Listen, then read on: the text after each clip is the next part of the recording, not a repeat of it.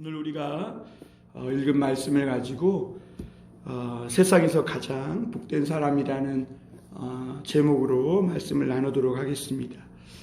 우리나라 사람들, 특히 한국 사람들은 몸에 좋다면 무엇이든지 다 잡아먹는다는 그런 특징이 있습니다. 그래서 몸에 좋다 하니까 뱀도 잡아먹고, 또 몸에 좋다 하니까 먹지 말라는 그런 막 개고기도 먹고, 그래서 세계적으로 좀 조롱거리도 되기도 하고, 심지어 군뱅이도 이렇게 먹는 것을 볼 수가 있습니다. 그리고 이스라엘에도 이 남녀노소를 막론하고 좋아하는 짐승이 있는데, 그 짐승이 어린 양이라고 합니다. 우리는 한국 사람들은 이 어린 양이 익숙지 않습니다. 오히려 염소나 염소 새끼는 우리 한국 사람들에게 익숙하지만, 어린 양은 사실 실제로 보려면 저 대관령 목장이나 가야 이렇게 볼 수 있고 흔히 볼 수 없는 짐승입니다. 근데 이 어린 양이 TV나 이렇게 어떤 영상을 통해 보면 얼마나 귀엽고 이쁘고 참 순하고 아름다운지, 이 어린 양이 펄쩍펄쩍 뛰는 모습만 봐도 굉장히 아름다워서, 그 어린 양을 이렇게 잡아먹는다는 것은 거의 상상이 불가능할 정도입니다. 그런데 오래전 하나님은 이스라엘 백성과 이 어린 양이 역사적으로 깊은 관계를 맺게 하셨는데, 그것이 뭐냐면, 하나님이 애굽에서 430년 동안 종살이하던 이스라엘 백성들을 구원해 내시려고 할 때 죽음의 사자가 그 애굽 땅을 덮쳐서 애굽의 모든 장자들이 다 죽어나갈 텐데, 이스라엘 백성들에게 그 죽음의 사자가 넘어가기 위해서는 1년 된 어린 양을 잡아서 그 피를 문지방에 바르고 그 고기를 먹으라고 하셨던 것을 볼 수가 있습니다. 그래서 이스라엘 백성들은 그 말씀대로 이 어린 양이 너무 예쁘고 사랑스럽지만, 그래서 1년 된 어린 양, 정말 그 눈만 마주쳐도 이렇게 정말 기쁘고 즐겁고, 집에서 길렀기에 쉽게 이렇게 정을 떼지 못할 만큼 품에 안고 같이 뒹굴고 놀던 이 어린 양을 죽여서 그 피를 문지방에 바르고 고기를 먹어야 했던 것을 볼 수가 있습니다. 그리고 그날 밤 그 이스라엘 백성들이 주님의 말씀대로 했을 때 애굽의 모든 장자들은 다 죽었지만, 어린 양을 잡아 피를 바르고 고기를 먹은 가정은 한 사람도 장자가 죽어서 통곡하는 일이 없었던 것을 보게 됩니다. 그러니까 이스라엘 백성들에게 어린 양은 그저 기르는 반려동물이나 또는 그냥 집에서 함께 길렀기에 정붙인 그런 동물이 아니라, 이 어린 양은 이스라엘 백성들에게는 자기들의 생명과 같은 그 양이었고, 어떻게 보면 자기의 목숨과도 같은 그런 양이었음을 보게 됩니다. 그리고 이 출애굽을 기념하는 유월절 의식이 아주 시간이 많이 흐른 뒤에도, 이미 그들은 출애굽해서 애굽에서 빠져나왔음에도 불구하고 예수님 당시까지 이 유월절 의식이 이어져 와서 1년에 한 번 이 어린 양을 잡아서 그 고기를 먹고 있었습니다. 그런데 그들은 왜 그 어린 양을 잡아 먹으면서도 왜 자기들이 이제는 출애굽해서 이미 애굽에서 탈출했고 자유인이 되었고, 그리고 그들에게는 성전도 있고 또 율법도 있는데, 왜 지금까지 이 죄 없는 어린 양을 잡아야 하고, 왜 1년도 안 된 그 어린 양을 잡아서 그 고기를 먹어야 하는지, 그 제사를 드리고 그 제물을 드리고 그 예배 의식을 행하면서도 그것을 바르게 이해하지 못했다는 것이죠. 그러니까 1년 된 어린 양만 10마리가 죽어나갔지, 이 이스라엘 예수님 당시에 이스라엘 그 성전에서, 예루살렘 성전에서 수많은 1년 된 어린 양이 죽어나갔지만, 왜 죽어 나갔는지, 그들이 그런 제사 의식을 행하며 제물을 1년 된 어린 양을 죽여서 피를 뿌리고 먹으면서도 왜 그렇게 해야 하는지를 몰랐던 것을 볼 수가 있습니다. 1969년은 인간이 최초로 달을 걸었던 그런 해라고 합니다. 사실 인간이 우주선을 타고 달나라에 가서 그 땅을 걸었다. 이것은 온 세계가 놀랍고 정말 경이로운 일이라고 생각했고, 그리고 그 당시에 세계 모든 신문이 연일 이 사건을 대서특필했다는 것입니다. 왜냐하면 과거에는 달나라 그러면, 달도 아니죠, 달나라 그러면 거기에 초승달에 토끼 2마리가 앉아가지고 방아 찍고 있는 걸로만 생각했는데, 과학기술과 문명이 발달하면서 인간이 그 달에 도착해서 그 달의 흙과 땅을 밟고 걸었다는 것은 정말 놀라운 일이었기 때문에 그렇습니다. 그리고 그 다음해인 1971년인가요? 그때에는 인간이 달에 도착해서 걸었을 뿐만 아니라 그 달에서 자동차를 운전하고 다녔다는 거예요.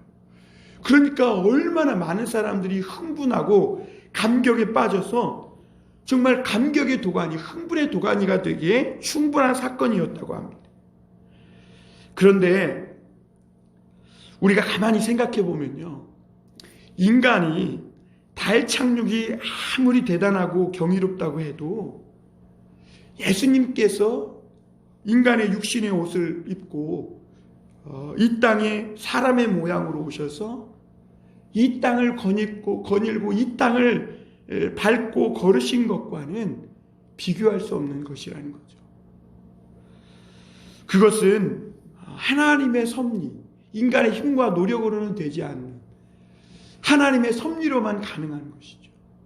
하나님의 말씀이, 하나님의 보좌 우편에 계시던 그 예수님이, 그 말씀이 육신이 되어서 그 인간의 힘과 노력으로 달나라에 간 것, 그것과는 상상할 수 없고 비교할 수도 없는 그 하나님이 육신의 옷을 입고 이 땅에 오셔서 주님의 12제자들과 그리고 그 모든 사람들과 함께 그 갈릴리 땅, 예루살렘 땅을, 그 이스라엘 땅을 거니셨다는 것이죠. 사실 2000년 전 예수님이 이 땅에 오신 이 사건은 사실 온 세상이 축제를 벌이고 감격하고 흥분의 도가니가 되기에는 충분한 사건이기도 하며 그것을 넘치는 사건이었다. 그러나 이 세상에는요, 그 예수님이 오셨던 당시에 그런 기미조차 없었던 것을 우리가 성경에서는 볼 수가 있습니다. 축제는커녕 오히려 장례식이 벌어졌죠. 이 유대 지도자들, 대제사장과 이 지도자들은 헤롯에게 언제 메시아가 오는지를 알려주어서 예수님이 왔을 때 2살 된 그 어린아이를 다 죽이는 그런 일들이 있어서 이스라엘 땅은 통곡과 울음바다, 장례식장이 되었던 것을 볼 수가 있습니다. 그리고 예수님이 이 땅에 오셨을 때 정말 축제를 열고 그리고 그 주님을 알아본 사람들은 불과 동방박사, 그리고 저 그 들판에서 이 양떼나 지키는 목자들, 그리고 몇몇 여인들, 그리고 시므온이나 안나 선지자 같은 정말 세상에서는 별 볼 일 없는 그런 몇 명만이 모여서 예수님이 이 땅에, 이 말씀이 육신이 되어 이 땅에 오셨음을 축하하고 그 주님을 맞이했다는 것이죠. 그리고 거의 세상의 모든 사람들은 이 예수님을 알아보지 못했어요. 성경은 큰 별이 동방박사를 인도했다고 했는데 많은 세상의 사람들은 말씀이 육신이 되어 이 땅에 오신 온 인류의 구원자이신 이 예수님을 알아보지 못했다는 것이죠. 그런데 오늘 그 예수님을 알아본 또 한 사람이 있는데 그 사람이 누굽니까? 세례 요한입니다. 세례 요한은 예수님이 자기에게 나아오자 한 번에 예수님을 알아보고 그리고 그 주님을 바라보는 그 눈이 있었음을, 알아채리는 그 복된 눈을 가지고 있었음을 보게 됩니다. 그리고 그 주님을 보는 순간 뭐라고 외칩니까? 보라, 세상 죄를 지고 가는 하나님의 어린 양이로다. 우리 29절 말씀 함께 같이 읽어보겠습니다. 함께 크게 읽어봅니다. 시작. 이튿날 요한이 예수께서 자기에게 나오심을 보고 이르되 보라, 세상 죄를 지고 가는 하나님의 어린 양이로다. 세례 요한이 이스라엘의 400년 동안의 암흑기를 뚫고 그동안 하나님의 선지자가 끊어졌던 그 하나님의 말씀의 기근이 있었던 그 이스라엘 땅에 하나님의 말씀을 선포하는 선지자로 광야에 외치는 소리로 이렇게 나타났죠. 그래서 세례 요한이 하나님의 말씀을 증거하자 수많은 이스라엘 백성들이 세례 요한에게 몰려들었어요. 그러자 유대 당국자들은 이 세례 요한에게 네가 엘리야냐, 네가 에레미야냐 이러면서 이 세례 요한을 마치 메시아가 아닌가라는 의문을 품고 그에게 질문했던 것을 볼 수가 있죠. 그리고 그날 이제 세례 요한이 메시지를 전파하고 이 요단강에서 세례를 베푸는데 수많은 사람들이 모였어요. 근데 그 수많은 인파 중에 누가 있었습니까? 평범하게 보이는 한 청년이 있었는데 그 청년이 자기에게 나오는 것을 보고 세례 요한은 그분이 바로 예수님이시고 온 인류의 구세주라는 것을 알아보고 뭐라고 외쳤냐면 보라, 세상 죄를 지고 가는 하나님의 어린 양이로다 이렇게 선포하고 증언한 것을 볼 수가 있습니다. 우리는 이런 말씀을 보면서 참 이상합니다. 거기에는 많은 사람들이 모여 있었는데 왜 그 많은 사람들 중에 어떻게 세례 요한만 주님을 알아볼 수 있었을까? 만약 그 세례 요한이 메시지를 전파하고 회개의 세례를 베풀 때 내가 그 요단강의 그 강가에 서서 그 세례 요한의 메시지를 들고 있었을 때 나도 그 수많은 인파 중에 한 사람으로 있었을 때 그때 세례 요한처럼 예수님을 알아볼 수 있었을까 하느냐는 것이죠. 32절 34절에 보면 어떻게 이 세례 요한이 예수님을 알아봤는지 그 해답을 주고 있는데요. 32절부터 34절까지 우리 함께 한번 읽어보겠습니다. 요한이 또 증언하여 이르되 내가 봄에 성령이 비둘기같이 하늘로부터 내려와서 그의 위에 머물렀더라. 나도 그를 알지 못하였으나 나를 보내어 물로 세례를 베풀라 하신 그이가 나에게 말씀하시되 성령이 내려서 누구 위에든지 머무는 것을 보거든 그가 곧 성령으로 세례를 베푸는 이인 줄 알라 하셨기에 내가 보고 그가 하나님의 아들이심을 증언하였느니라 하니라.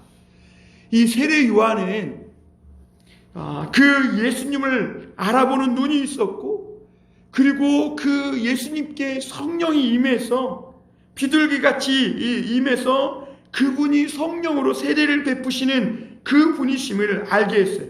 알아차렸던 것을 볼 수가 있습니다. 왜냐하면 요한은 하나님의 음성을 들었는데 하나님의 음성이 뭐라고 얘기하냐면 나도 그를 알지 못했다 그랬어요. 33절. 처음에는 이 세례 요한도 예수님을 보지 못했어요. 그러나 이 세례 요한 자신을 보내어 물로 세례를 베풀라 하신 그이가 누굽니까? 하나님이시잖아요. 그 하나님께서 어느 날 나에게 말씀을 주셨는데 그게 뭐냐면 누구든지 누구 위에든지 성령이 내려서 그 위에 머무는 것을 보거든 그가 곧 성령으로 세례를 베푸시는 이인 줄 알라 이렇게 말씀하신 거예요.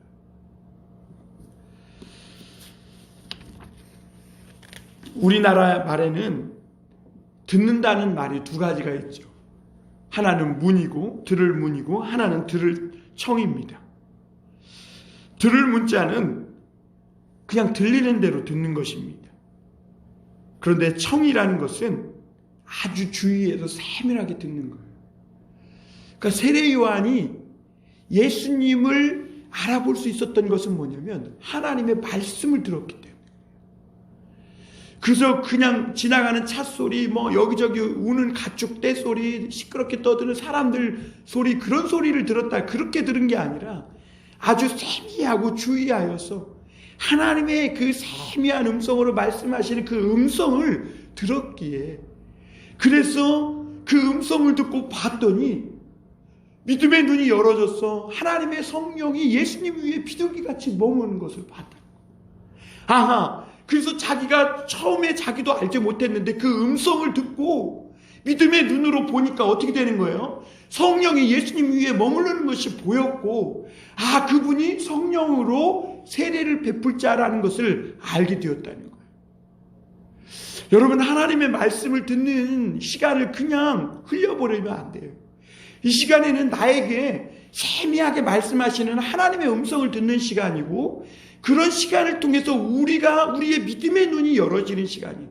소위 우리 어른들은, 믿음의 선배들은 그것을 영안이 열린다 그랬는데, 영안이 열린다는 건 뭐 환상을 보고 뭐 꿈을 꾸고 이런 걸 얘기하는 게 아니라 하나님의 말씀을 통해서 믿음의 눈이 열어지는 거예요. 그래서 하나님의 성령이 역사하는 것을 보게 되는 그런 믿음의 눈이 열리는 것을 바라는 거예요. 그러니까 이 세례 요한이 어떻게 예수님을 알아봤냐면, 하나님의 음성을, 세미한 음성을 듣고, 아, 자기를 보낸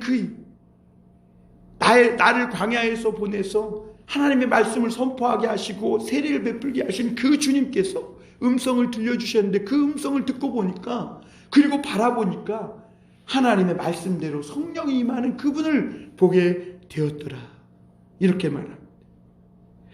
여러분, 하나님의 말씀을 주위에서 세밀하게, 아주 자세하게 듣고 깨달아야 할 필요가 있는 것입니다. 또 본다는 말이 있는데요, 한국 사람들 말에는 본다는 말이 있는데 볼견과 볼관자가 있습니다. 보이는 대로 보는 것을 견이라고 하죠. 그냥 눈에 들어오는 사물, 모든 사물, 이것을 견이라 그러는 거예요. 그러나 무언가를 자세히 주의하여 관찰해서 볼 때 그 보는 것을 관이라고 합니다. 그래서 우리가 어떤 보이는 사물 너머에 있는 것을 깨달으려면 관찰해야 합니다. 나태주 시인은 이런 이야기를 했죠. 자세히 보아야 예쁘다, 너도 그렇다, 이런 말이 있어요. 그러니까 우리가 세상을 살아가면서요, 그냥 보이는 대로 보고 가면 이 세상에 정말 아름답고 정말 사랑스러운 것을 보기가 어려워요. 그러나 어느 날 내가 무심코 지나다녔던 그 길에 들꽃이 한 송이가 피었는데, 그것을 가까이 가서 자세히 보다 보니까 그 이름 모를 풀꽃이 얼마나 이쁜지 자세히 관찰하여 보니까 그렇다는 것이죠. 그런데 사람들도 그렇다는 거예요. 우리는 사람들을 그냥 한번 선입견으로 슬쩍 훑어보고, 아, 저 사람은 어떤 사람이야, 아, 저 사람은 별거 없는 사람이네, 아유, 모양도 없고 풍채도 없고, 아유, 저런 사람이 메시아일 리는 없어, 아, 저런 사람이 무슨 저런 자리에 있겠어, 이러면서 훑어보고 선입견을 가지고 그냥 지나쳐버린다는 거죠. 그런데 가서 자세히 보고 또 보고 관찰하여 보면 그 사람 안에 하나님이 주신 하나님의 형상을 보게 되고, 그리고 그 사람 안에 함께 하시는 성령의 역사를 보게 되고, 아, 저분이 메시아구나. 그냥 보통 평범한 청년같이 생겼고 볼품도 없고 모양도 없고 풍채도 없는 것 같지만, 그 사람 안에 역사하시는 하나님의 성령이 머무르는 것을 보면서, 아, 저분이 예수님이구나 라는 것을 깨달아 알 수 있다는 거죠. 여러분, 우리 교회에서도 그래요. 교회에 오는 사람들, 성도가 뭐 적으니까 안 그럴 수도 있겠지만, 성도가 많으면 그냥 훑어보고, 주일날 하루 그냥 훑어보고, 아유, 저 사람은 저런 사람이야 하고 쉽게 상대방에 대해서 평가하고 지나칠 때가 많아요. 그러니까 그 상대방의 그 장점, 상대방의 그 아름다움, 상대방의 그 사람만이 가지고 있는 그 독특한 면을 보지 못하고 너무 쉽게 사람이라는 존재에 대한 신비감을 잃어버리고, 하나님이 지으신 하나님이 창조하신 것 중에 가장 아름다운 작품인 인간을 몰라보고 너무 쉽게 정죄하고 비판하는 우리들의 모습을 보게 됩니다. 그런 사람들에게는요, 이런 믿음의 눈이 열릴 수가 없다는 거죠. 사람은 어떻게 보고 어떻게 무엇을 듣느냐, 이것이 굉장히 중요합니다. 오늘도 우리가 TV 앞에 앉아서 TV에서 떠들어대는 소리를 들을 수도 있고, 오늘도 우리가 성경을 보면서 물론 내가 다 아는 말씀일 수도 있지만 그 말씀을 어떻게 보면 따분하고 지겨운 이 말씀을 하나님 앞에서 듣는 그 말씀으로 생각하며 우리의 마음을 들을 때 하나님은 우리의 믿음을 열어주시고 우리 가운데 역사하시는 하나님을 나타내 보여주시는 것이죠. 왜 그 많은 세례 요한 앞에 모였던 많은 사람들이 왜 예수님을 알아보지 못하고 오직 세례 요한만 알아보고 예수님을 알아차렸는가? 당시 이스라엘 백성들에게는 하나님의 음성을 그동안 오랫동안 듣지 못했어요. 400년 동안 말라기 선지자 이후에 오랫동안 하나님의 말씀이 끊겨 있었고, 하나님이 말씀하셨다고, 하나님이 이렇게 증언하라 하셨다고 하는 이 말라기나 이 이사야나 에레미야나 이런 수많은 선지자와 같은 선지자가 그동안 없었어요. 그러기에 그들은 예루살렘 성전에서 제사를 드리고 제물을 드리고 막 1년 된 어린 양을 잡아서 그 피를 뿌리고 고기를 먹으면서도 그것을 왜 먹고 왜 죽여야 하는지를, 죄 없는 어린 양이 왜 죽어야 하는지를 이해하지 못하고 그렇게 예배의식을 드리고 있었고 제사를 드리고 있었던 것이죠. 그러니까 온 세상 죄를 지고 가는 하나님의 어린 양이 그들 가운데 왔을 때에도 그들은 그 어린 양을 보는 믿음의 눈이 열려있지 않았던 것을 볼 수가 있습니다. 달에 내린 어윈이라는 이 사람은, 우주인은 인간이 달 착륙보다 더 위대한 것이 주님께서 이 땅에 오신 사건이라고 이렇게 말했다 그래요. 그런데 그때 반면 지금은 러시아지만 옛날에 소련 아닙니까? 그 소련의 우주인은 뭐라고 얘기했냐면, 달에 와서 보니까 하나님은 그 어디에서도 보이지 않았다, 이렇게 말했다고 합니다. 여러분, 예수님의 제자 중에도 가룟 유다라는 사람은 3년 반 동안 예수님과 동고동락했죠. 아픔도 슬픔도 또 좋은 일도 또 즐거운 일도 그렇게 주님과 함께 모든 삶을 살면서 한 방에서 주님의 꿈을 나누고 서로 속마음을 나누고 그렇게 주님과 뒹굴며 함께 해서 살았지만, 그럼에도 불구하고 하나님의 어린 양이신 이 예수님을 알아차리는 그런 믿음의 눈을 갖지 못하고 결국 그 주님을 보지 못하고 을삼십에 배신했던 것을 봅니다. 에덴 동산의 아담과 하와는 어떻습니까? 하나님의 말씀을 자세히 주의하여 경청하지 않고 하나님의 말씀을 흘려들여 버렸어요. 대신에 사단의 말에는 얼마나 경청한지 몰라요.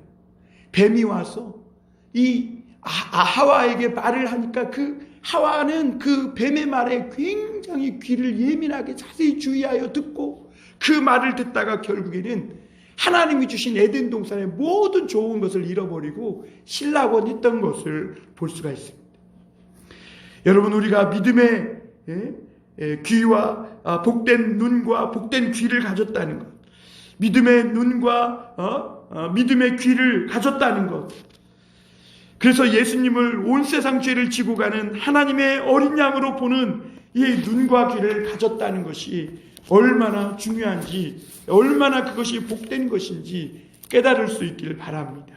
수많은 사람들이 지금도 하나님이라는 그 말을 입에 달고 살지만, 그럼에도 불구하고 말씀이 육신이 되어 하나님이 육신을 입고 이 땅에 오신 그 예수님을 믿지 못한 채 마치 이스라엘 백성들이 어린 양이 어떤 의미인지도 모르고 그것을 잡아서 그 피를 뿌리고 그 고기를 먹었던 것처럼 오늘날 많은 사람들이 그렇게 세상을 살아가고 있지만, 오늘 저와 여러분들은 하나님의 말씀을 자세히 주의하여 듣고 또 믿음의 눈이 열려서 하나님이 이 땅에 오셨구나, 어윈이라는 사람처럼 정말 그 하나님께서 육신의 옷을 입고 어린 양이 되셔서 우리 죄를 씻어주시기 위해서 이 땅에 오신 그것을 볼 수 있는 믿음의 눈과 귀가 있는 복된 사람들이 되시기를 주님의 이름으로 축원합니다.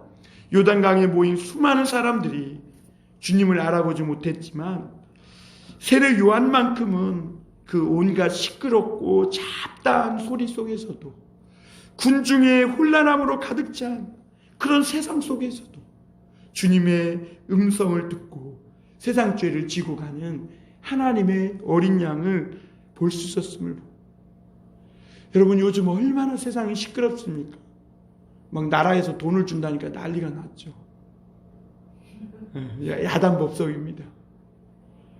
그런데 그런 속에서 하나님의 말씀을 듣는다는 거 얼마나 요즘 혼란스럽습니까? 내가 어떻게 행동해야 될지 몰라요. 길이 어딘지 모르겠어요.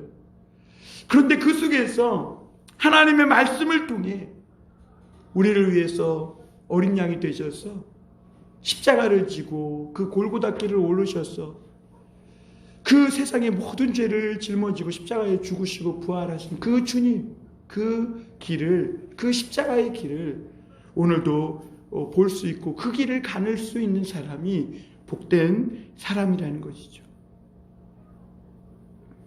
오늘 또 한 가지 우리가 생각해 볼 것은 이 세례 요한이 그렇게 혼란하고 그렇게 시끄러움 속에서도 주님을 보고 들을 수 있는 그 복된 눈과 귀를 가질 수 있었던 것은 자신을 바르게 인식하고 있었기 때문에 그래요. 같이 해볼까요? 자신을 바르게 인식했다. 네.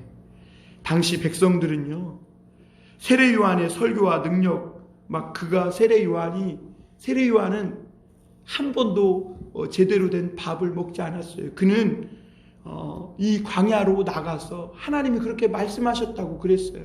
광야로 나가서 너는 하나님의 말씀을 전하라는 거예요. 너는 광야에 외치는 소리라는 거예요. 그래서 세례 요한은 약대 털옷을 입고 가죽띠를 띠고 메뚜기와 석청을 먹으면서 하나님의 말씀을 그렇게 증거했어요. 당시 종교자들, 대제사장과 서기관들과 유대 종교인들은 예루살렘 성전에서 포도주를 벌컥벌컥 마셨고 막 그 기름이 절절 흐르는 고기들을 뜯어먹고, 그러면서도 그 모든 것이 하나님의 은혜요, 주님의 축복인지를 깨닫지 못했어요. 그리고 그들의 신앙 감각, 그들의 영적인 감각은 무기력해졌고 하나님에 대한 그런 믿음과 모든 은혜도 잃어버리고 하나님의 영광도 사라져버린 그런 삶을 살고 있었어요. 그러니까 이스라엘 백성들 전체가 하나님의 말씀을 듣지 못한 암흑 속에서 그렇게 고통 속에 살고 있었던 것이죠. 그때 하나님은 세례 요한을 광야로 보내셔서 그는 제사장의 아들로 태어났지만 예루살렘 그 성전에서의 그 모든 좋은 혜택들, 자기도 좋은 포도주, 반짝거리는 붉은빛 그 향기 나는 포도주를 마실 수 있고, 빛나는 위엄 있는 대제사장의 옷을 입고 1년 된 어린 양을 먹으면서 막 그 기름이 흐르는 고기를 먹으면서 윤기 나는 삶을 살 수도 있었지만, 하나님의 음성을 듣고 그는 그 모든 것을 포기하고 광야로 나갔어요. 그러니까 그렇게 할 수 있었던 것은 무엇 때문인가요? 하나님 앞에서 자신이 누구인지를 바르게 인식하고 있었기 때문에. 당시 유대인들과 그 당국자들, 종교인들은 자신들이 하나님 앞에 제사 드리는 제사장으로서 서 있음에도 불구하고 마치 자기들이 하나님이냐, 하나님의 말씀을 가지고 백성들을 정죄하고 비판하고 이 백성들을 그 하나님을 알지 못하는 그런 무거운 율법을 지게 함으로 자기들의 어떤 자리와 위치를, 또 자기의 기득권을 지키려고 그런 욕심을 채워가면서 살고 있었던 것을 봐요. 자기를 바르게 인식하지 못한 것이죠. 자기들이 하나님의 종이었다는 것을 모르는 것이죠.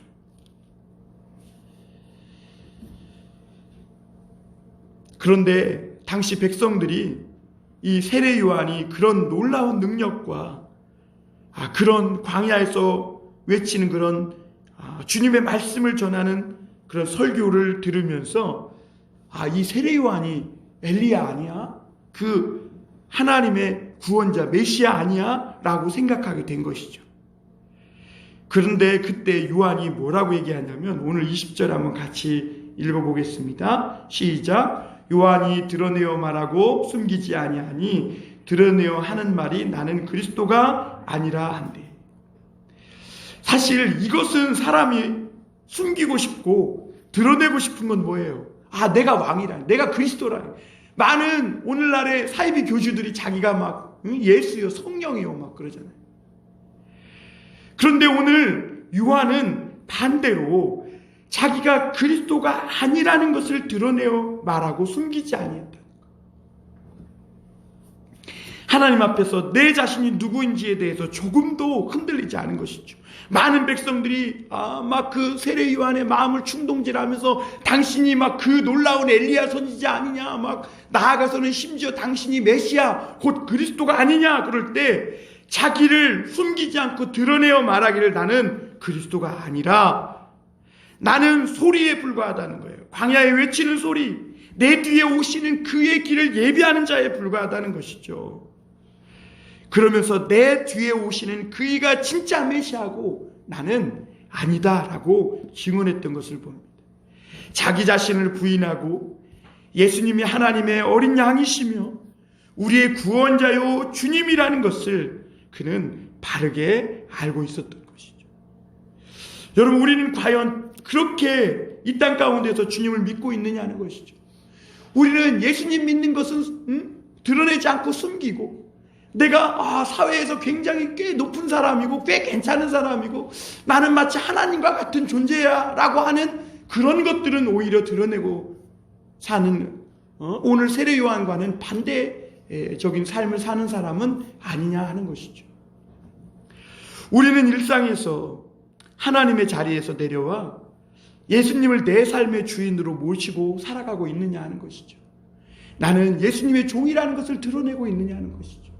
나는 오늘날 이 땅 가운데에서 예수님을 증거하는 예수님의 소리요, 예수님의 그 하나님의 빛이요, 하나님의 소금이요, 그런 삶을 드러내고 있느냐는 것이죠. 만약 그렇지 못했다면, 왜 그렇지 못하냐면 마치 우리가 사이비 교주처럼 나는 하나님이야 성령이야 라고는 말하고 있지는 않지만 속으로는 다 내가 하나님이냐 그렇게 착각하며 살고 있기 때문에 그래요. 그래서 모든 것을 다 내가 결정하고 내 생각만이 옳은 것으로 생각하고 다른 사람의 생각이 나와 조금만 다르면 비판하고 정죄하고 마치 돈과 스마트폰이 나의 하나님인 양 착각하며 이렇게 살아가고 있기 때문에 그런 것이죠. 아담과 하와처럼 우리는 하나님을 믿노라 말하면서도 실제로는 자신이 하나님의 자리에 앉아서 모든 것을 다 자기가 원하는 대로 말하고 원하는 대로 행동하고 살고 있지 않느냐. 이것이 자기가 그리스도라고 생각하는 것과 뭐가 다르냐는 것이죠. 그런데 세례 요한은 많은 사람들이 세례 요한의 설교와 능력을 보고 당신이 그리스도냐 메시아냐 그럴 때 아니라고 자신을 드러내어 말한 것이죠. 그리고 자신을 엎드려서 세례 요한은 자신이 누구라고 얘기하냐면 우리 한 군데만 더 보겠습니다. 26절부터 27절입니다. 우리 한번 크게 읽어보겠습니다. 시작. 요한이 대답하되 나는 물로 세례를 베풀거니와 너희 가운데 너희가 알지 못하는 한 사람이 있었으니 곧 내 뒤에 오시는 그이라. 나는 그의 신발끈을 풀기도 감당하지 못하겠노라 하더라. 여러분, 다른 사람의 신발끈을 매주려면 허리를 굽혀야 합니다. 세례 요한은 내 뒤에 오시는 그분, 그 예수님의 신발끈을, 허리를 굽혀서 신발끈을 푸는 이 종의 역할을 감당하기에도 부족하다 그랬다. 그리고 많은 사람들 앞에서 자신이 얼마나 부족한 사람인지, 자기는 진짜가 아니고 내 뒤에 오시는 그분이 진짜다. 그분은 나는 물로 세례를 주지만 그분은 불과 성령으로 세례를 줄 것이다. 이렇게 선포하고 있는 것이죠. 여러분, 우리가 주님 앞에 엎드려야만 세상이 주님을 보게 됩니다. 그런데 우리는 우리 자신을 주님 앞에 나아가 엎드리기를 주저합니다.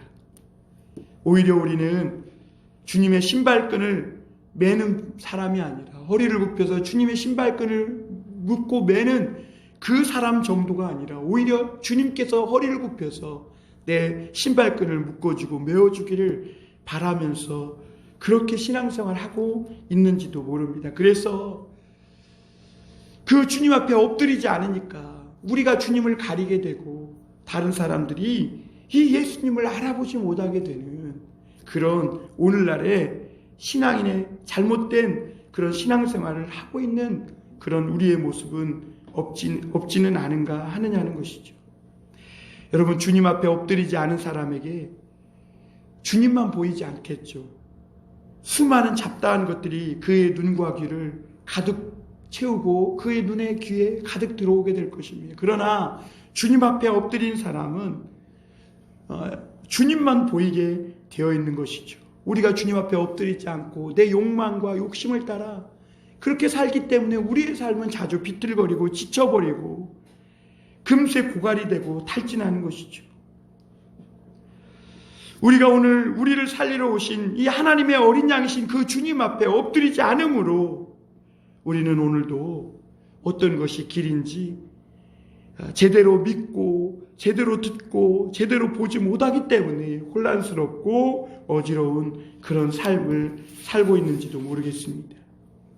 여러분, 이렇게 혼란스럽고 시끄러운 오늘날이야말로 요지경과 같은 이런 세상, 요즘 세상이야말로 이런 세례 요한이 필요한 시대인 줄 믿습니다. 정말 하나님의 세미한 그 바른 음성을 듣고 바른 것을 말하고 바른 것을 보는 사람, 그래서 바른 말씀으로 이 주님 앞에 엎드려서 세상으로 하여금 주님을 보게 하고 또 그 주님을 예비하는 그런 사람이, 그런 신앙인, 그런 성도가 필요한 때인 줄 믿습니다. 우리 모두 이제 높은 자리에서 내가 앉아있는 그 주인의 자리에 내려와서 이제는 그 자리에 주님을 모셔드리고 나는 그 주님 발 앞에 엎드리는 그런 주님의 종, 그런 삶을 살 수 있기를 바랍니다. 오늘 그렇게 살기를 원한다고 주님 앞에 결단하시고 나가실 수 있길 바랍니다. 그러면 우리가 주님 앞에 엎드릴 때 주님의 말씀이 제대로 들리게 되고 하나님의 어린 양이신 이 주님을 보게 될 것입니다. 주님 앞에 엎드릴 때 주님의 뜻이 보이게 되고 그리고 오늘 내가 가야 할, 또 내일 우리가 걸어야 할, 그리고 앞으로 우리가 계속 올라가야 할 그 천성으로 향하는 그 길이 보이게 될 것입니다. 오늘 사랑하시는 하나님의 어린 양을 만나지 못함으로 세상에서 사랑에 굶주려 있고 목말라 하는 이 땅에 많은 사람들에게 주님의 길을 예비하는 저와 여러분들이 되기를 주님의 이름으로 축원합니다. 기도하겠습니다.